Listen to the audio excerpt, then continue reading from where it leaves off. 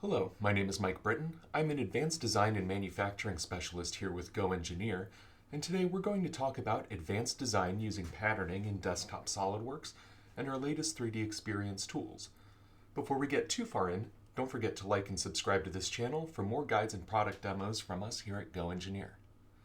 Let's talk about advanced design. If you've taken our SOLIDWORks Advanced Parts class, you'll recall that we cover a variety of topics like lofts, sweeps, and boundary bosses.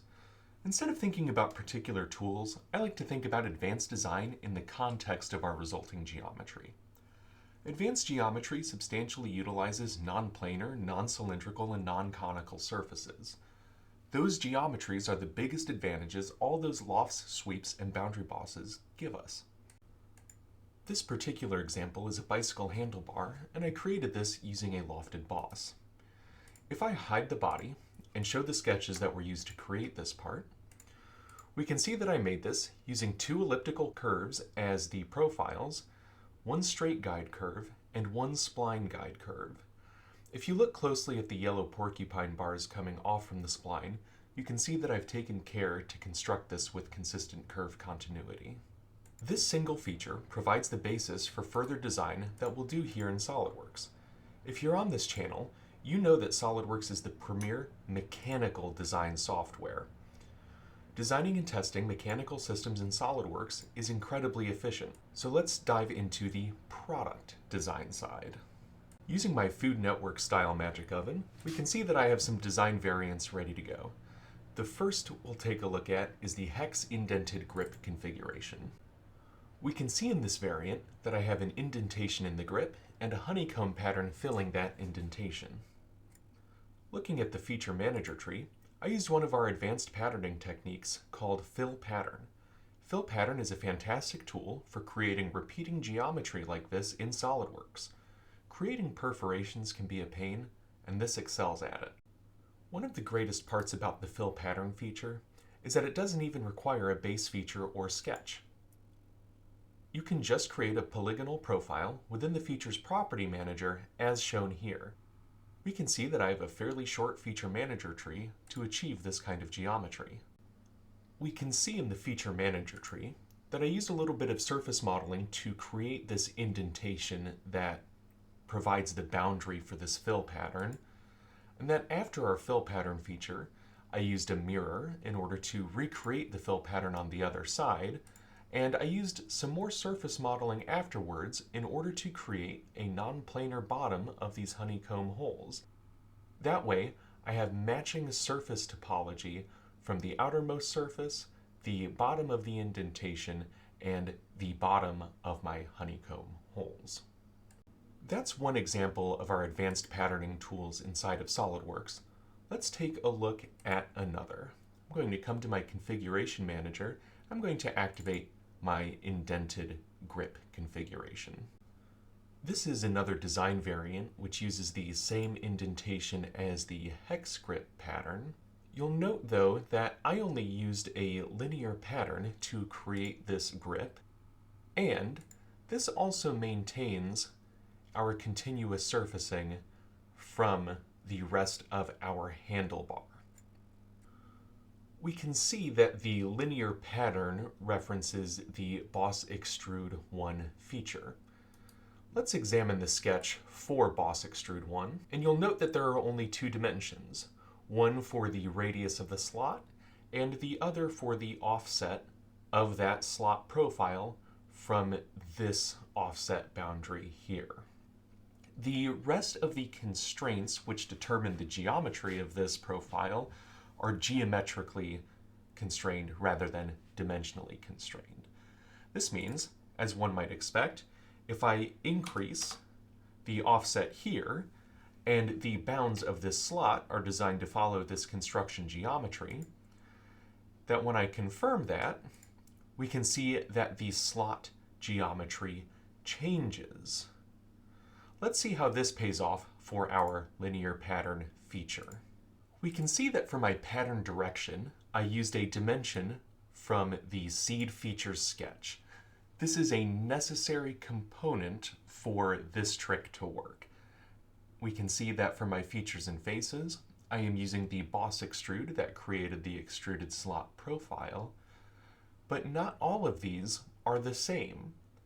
Under the options section, by taking the Vary Sketch option, we can see that as SOLIDWORKS recreated this feature, it increased the length of this slot profile just like we saw when we edited that dimension inside of the sketch. By using a dimension from that sketch as my patterning direction, and by ticking the Vary Sketch option, SOLIDWORKS is able to use those geometric constraints in order to vary each resulting pattern feature. Let's take a look at another configuration I have here in SOLIDWORKS. This kind of pattern represents the upper bounds of what are possible within SOLIDWORKS. These are conformal helical patterns about a largely curvature continuous surface. Let's take a look at how these were made. To create these curves, I created helices using a surface sweep. By using a single line as a profile, I am able to specify the number of twists along the sweep path. In this case, half of one complete revolution. I recreated this in the counterclockwise direction as well by simply tweaking one feature. I then used a circular pattern to create multiple helices, almost like a multi-start thread for both the clockwise and counterclockwise helical profiles.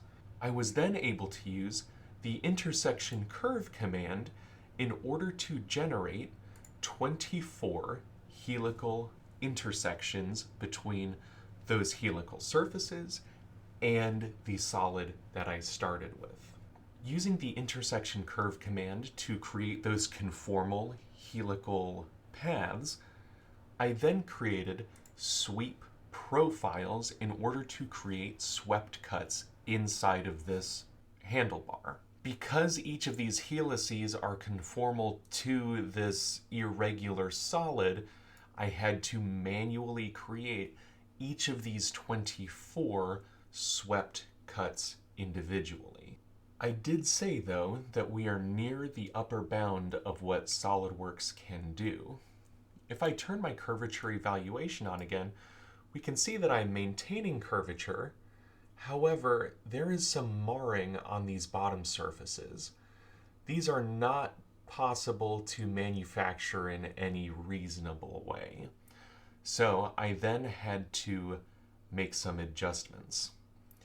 If I turn off my evaluation, come over to my configuration tab, we will activate my last configuration.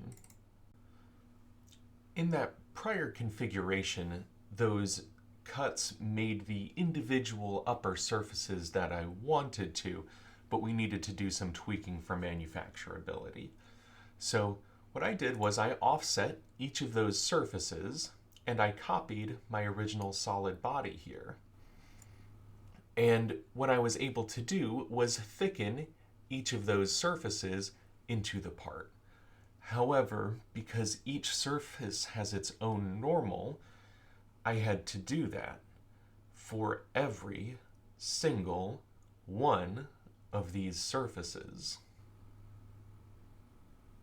As you can see, there are quite a lot of thicken commands in order to achieve this. Thicken 144 is where this particular configuration ended, and if we look at the ends of each of these, we can see that some updates still need to be made for manufacturability. So, where do we go from here? What is the next level up for advanced patterning and design? Well, now we have a lot more answers to our design requirements than just desktop SOLIDWORKS. We have whole new suites of tools for increasingly advanced design thanks to the 3DEXPERIENCE platform. The rest of our design exploration is actually going to take place inside of the web browser instead of a dedicated desktop application. We're going to be taking a look at our SOLIDWORKS 3D Creator role, specifically the XDesign application, And we are later on going to take a look at our 3DEXPERIENCE CATIA 3D pattern shape creator role. I'm going to open up the bicycle handlebar part that I've created here in xDesign. And while we're here, I just want to clarify that SOLIDWORKS, the desktop application, is not the only SOLIDWORKS thing. There are lots of SOLIDWORKS branded roles on the 3DEXPERIENCE platform. Most of them are in the browser, so on top of our 3DEXPERIENCE desktop SOLIDWORKS applications, so where those are connected to the cloud, we also have things like SOLIDWORKS 3D Creator, the featured app for which is xDesign. We have 3D Sheet Metal Creator, also SOLIDWORKS branded. We have 3D Sculptor. So we are here in the browser, and I'm going to collapse this. We'll talk about that later, but I just want to talk about the Design Manager tree. This is very familiar to SOLIDWORKS users. It's a lot like our Feature Manager tree. We have our physical product, a 3DEXPERIENCE PLM aspect, same with the 3D shape, but then we also have our design features on top of our base reference planes. As you can see, this bicycle handlebar is also made from a single loft feature. If I hide my loft and show the sketches and curves that were used to create it, we can see a very similar story to what we did inside of SOLIDWORKS. So we have two elliptical profiles, we have a straight guide curve here, we have our spline guide curve here, constrained exactly the same way as we did in SOLIDWORKS. You may note, however, that there are two additional guide curves about the top and the bottom of this. These were used as additional constraints for this lofted solid. And this kind of indicates something that is going to become progressively more important throughout this video. The advanced patterning tools that I am going to demonstrate need to be done in a 3DEXPERIENCE product, not a desktop SOLIDWORKS product. In addition to the 3DEXPERIENCE X apps that are used to create, xDesign, xShape, xSheetMetal, things of that nature, we can also use this patterning workflow on parts designed in CATIA. So CATIA Mechanical Designer, for instance, parts will be usable inside of this workflow. Parts designed in desktop SOLIDWORKS will not maintain their associativity nor import completely correctly for this next segment. I'm going to change apps from 3D Creator's xDesign to the 3D Pattern Shape Creator's xGenerative design. We can see that this is CATIA branded. If you look in the top left corner, my logo went from SOLIDWORKS red to CATIA blue, and that I have been able to pull in my part that was designed inside of SOLIDWORKS. I'm going to come to my Tools tab down here on the Action bar. I'm going to come to my Lifecycle tab on the Action bar, and I am going to view my revisions. We can see that this is a native 3DEXPERIENCE PLM input. Similar to my SOLIDWORKS configurations, I have a handful of branches here that we are going to explore. So here we have our bicycle handlebar, and I am going to hide this feature here. I'm going to show some of my design sequences. I have activated another revision here, the quad grip bicycle handlebar, and we can see that I have a nice set of ordered and chunky grips for this bicycle handlebar. This is a kind of geometry that would be very, very difficult to achieve inside of SOLIDWORKS. And I kind of want to take you through how this type of geometry gets generated in the first place. First, why do we have our design features up here for xDesign, and why do we have our design sequence down here for xGenerative design? Well, if I activate the kind of preferred way to work in this application, that is called activating the graph view. And I'm going to, for the sake of presentation, put this in overlay mode so we can kind of see what we're working with on top of our part. So there's a lot happening here. There are a lot of kind of strings going from node to node. So let's talk about how this works. This is what is called a visual scripting interface, or a node-based graph editor. This is used a lot in product design software. This type of interface is also frequently used in advanced graphics and things like that. So this is new to us on the mechanical side, but there are some established components for it. The things that the node-based editor does really well is refer to every single state that has ever been created. Do you ever have a SOLIDWORKS project where you wish that you could kind of keep referencing these edges that have now been consumed later on in the process? Well, xGenerative design can do that, or xgen for short. xGenerative design is what is called a disordered modeling environment. In an ordered modeling environment, every new state or every new feature consumes the existing state of your part before it. So the disordered state allows you to reference that at any time. That's why I have so many of these different components hidden. For instance, if I showed this set of points, I could view that any time or this set of faces rather, I could view that again any time at any stage in the development of this product. We have some fundamentals covered, so let's take a look at kind of how we got here in broad strokes. More involved deep dives in xGenerative design are in the pipe, so keep an eye out if this type of tool seems exciting. The first thing that we need to do is, one, we start with our references, so it's just like every other 3D modeling software. We have X, Y, Y, Z, Z, X, and we have our origin. In this case, I have reference geometry. That is what I got out of xDesign. Over here in this folder, just like I create folders in my SOLIDWORKS feature tree, I can create folders inside of my graph editor.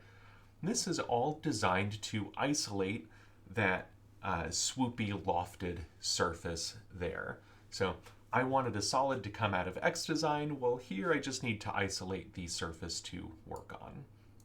From here, I come down to this lower folder, and we can see some things that have been edited here. First, how did I get all of these faces here? Well, I used points to create them. I created UV curves, or UV intersections all along this surface, and they are spaced evenly for 15 in U and 15 in V axes. I then used those points to create a Voronoi pattern, and I did some offsets, created some boundary surfaces, filleted my corners, and eventually extruded these surfaces that came out of here. These last bits, the kind of adding everything together and publishing, are so that I can see this in my external geometry. One of the things that I really want to emphasize, though, I'll swap over to my 3D view in the overlay, is just how impressive some of these surface extrudes are. This surface draft feature here allows me to take all of these surfaces that were generated. So that took 225 of these fill surfaces and extruded them all normal to their faces. It extruded them 1.5 millimeters. I created a controller for that. and even gave them a draft angle of 10 degrees so that these can be molded more easily. All 225 of those faces were handled with a plumb by this software. I did not have to manually thicken 144 surfaces or anything of that nature. So we've seen a fairly well-ordered grid, but what if we wanted something a little bit more organic? Well, using almost exactly the same set of operators, I've been using the term features earlier because that's what we use in feature-based solid modeling. For this type of parametric generative design, we're using operators.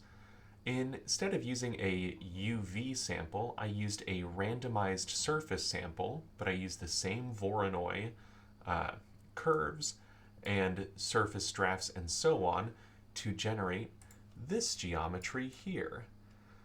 This is much kind of scalier or stony looking and is similarly chunky. Now, we've taken a look at some of these variants. Is there any way to kind of refine these surfaces and get them maybe on a smaller segment? Well, I did create an indented variant. Now, I took great care to ensure that I could create these indentations in XDesign in exactly the same way as I did in SOLIDWORKS, just to show that these workflows are more or less one-to-one. Now, on our top side, we have some narrower, generally kind of features that we're getting from our Voronoi pattern. And from the bottom, we have another kind of stone or canyony, desert, scaly type of output there. And once again, this was done simply by having a more refined isolation segment of our surfaces. I was just able to manage the list of surfaces created in a different way for this.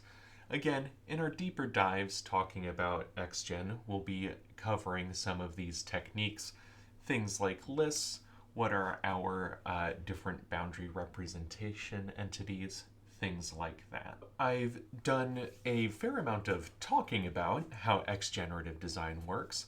Let's cover how to do about it.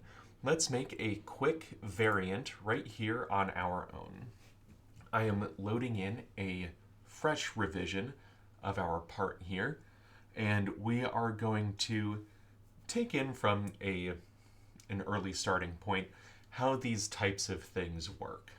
I have one of my earlier design sequences showing, so I'm just going to hide that folder, and I am going to just fire up my graph editor. Incorrect button there. Here we go. So I will turn these two off here. And even though we can't see it, I do happen to know in this revision that my isolated handle skin is showing. So if I were to show the set of operators here, we should be able to see what we're working with. So that is our base surface in there. It's invisible for the majority of this workflow, but I did want to indicate that it is actually working. The first thing that I'm going to do, and I'm just going to search for commands like I do in SOLIDWORKS, is I am going to get the triangulate operator. So we have this guy here, and as I click on this, I can hit my little question mark, and we can see the help menu pops up. It's super handy. I use it almost every single time. It is asking for a surface to triangulate and the length of sides of the triangle. So what I'm going to do first is pull out this length, and I'm going to rename it just like I would with SOLIDWORKS features, and I'm going to call this the triangle side length, and I'm going to set that at 5 millimeters.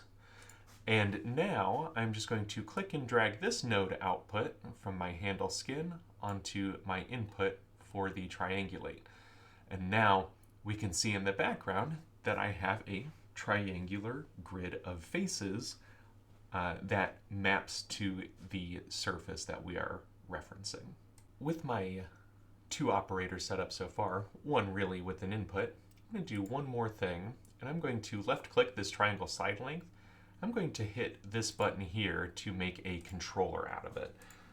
That'll be more important a little bit later, but it is something that I do want to show. The next thing that I am going to do is get my center point operator out. And what the center point does is if I click up here, we can say that it's looking for any geometry input, and the output of that is the center point of that geometry. So this triangulate 1 is creating lots of triangular curves. So we have 1,326 triangular curves, in fact.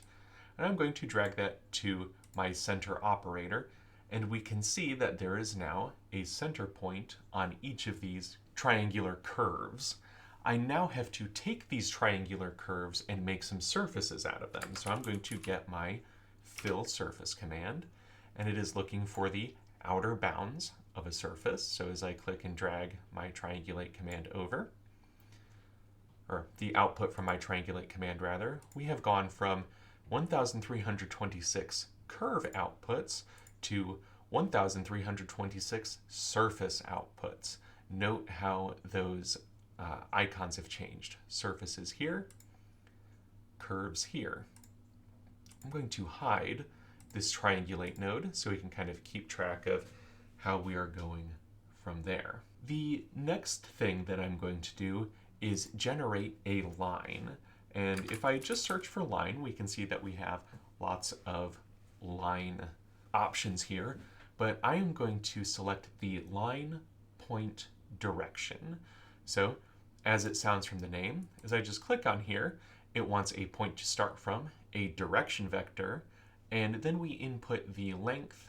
Start length is offset from your starting point, so I'm going to leave that for 0 here. And then the length of the line. And just like in SOLIDWORKS with our reverse direction arrow, we have an orientation switch here. So what I'm going to do is for my starting points, it defaults to the origin, as we can see down over here. I'm going to use actually all of these center points, all 1,326 of them, as my starting point. And the directional support it's looking for is defaulting to the XY plane down here. And I am instead going to say, I want these to go opposite of the surfaces they are mapped to. So now we can see that each of these lines is getting extruded perpendicular to the normal of that surface, or perpendicular to that surface. And the overall length of these lines, I'm actually going to make you a controller also, bring it way over here. I'm going to call this the diamond height parameter, and I'm going to set this to 3 millimeters and make a controller out of this also. This is going to come into play shortly. So, okay, we have a bunch of lines. We have a bunch of triangular surfaces. The next thing that I am going to do is find the end point of all of these lines. So I'm going to say I want my point on curve by ratio. So instead of having to know how long all these curves are, I can just grab each of these line curves. The default ratio, if I click in here, is 0.5. I'm just going to set that to 1. Oh, not 13, just 1. And now I have an endpoint on all of these points. So let's hide some of our earlier work here and just kind of see what we're working with. So we have our endpoints all out here, and we have our nice shiny triangular surface there. The next thing I'm going to do is use the extrude to point command. So I went through all that hassle of creating those endpoints out there. And what I'm going to do now, if I left click inside of extrude to point, it's looking for our base profiles, and it is looking for the target point to which we are going to extrude all of those. Well, my base profiles are all going to be from the triangulate command back there. So once again, disordered, I can reach way back out here and put it out to something new. And the end point of all of these extrusions is going to be those endpoints that I just made. If I hide those, we can see that we have this wonderful spiky surface that we've created. Once again, we have created another 1,326 surface bodies. So what I'm going to do is use my close surface command, and that will take this from 1,326 surface bodies to 1,326 closed volumes. Look at how that icon has changed. So we have volumes here, surfaces here, and curves all the way over here. So we can work with all of that. And if I wanted to see this in xDesign, for instance, I would use my publish operator here. And that means that this would be visible for future purposes. So we've created something that would otherwise be more or less totally impossible inside of SOLIDWORKS. So we have our diamond grip setup. I'm going to put all of these into a folder. All right, and we'll call this region the diamond grip setup. I will also organize those inputs, and I'm going to change the color on this to a nice robin's egg blue. I'll save my part, and I am going to close out of my graph editor. This geometry is published, so we are good to go there. And I'm going to click on a fresh tab inside of my tree, the experiment tab. We can do some experiments on my earlier ones, but these controllers are paying off because I no longer have to work with the graph editor to change anything. So I'm going to create a design variant of where we're at here. And my 5mm diamond sides are really tetrahedra, maybe, instead of diamonds. But now I'm going to change my side length from 5mm. Let's say we get our customer feedback that, you know, this is too sharp. Put something like a 10mm side to a triangle on there, and now we get something really big and chunky. Or perhaps the 5mm size was fine, but they were too tall, so they want to decrease the size there for our diamond height, and we can let that rebuild. There we go. So maybe that's a little too much, or maybe they only want 1mm output there. And once again, this is all completely real time. I am not doing any kind of editing magic over it. And we can see that we have our fine pattern here. I like this. I'm going to create a fresh design variant. And I can save this. I have my part saved here. And as I come back to my tree, I'll change apps back to my xDesign. There we go. And with the transition back to xDesign, a couple of competing geometries published there, but there we go. Now we have our part here ready to be added onto our existing geometry or to be further refined for manufacturability. If the final destination of your part that you have designed in xGenerative design is going back out to SOLIDWORKS, there's an easy workflow to do that. We can just hit this little tab down here at the bottom where our save icon normally is. We can choose the export option here, and we can choose a file on disk, and the file format should be SLD-XML. This is a special compatibility file type to go between the browser-based roles on the 3DEXPERIENCE platform and desktop SOLIDWORKS. Much like 3D Interconnect, there is one-way associativity between the design in the browser apps and SOLIDWORKS desktop. But if we just hit export here, then we'll swing back over to SOLIDWORKS and check it out. We're back over at SOLIDWORKS, and just on the main page or from File Open, we can go ahead and select the same thing we normally do, and we'll just read it in like a regular file.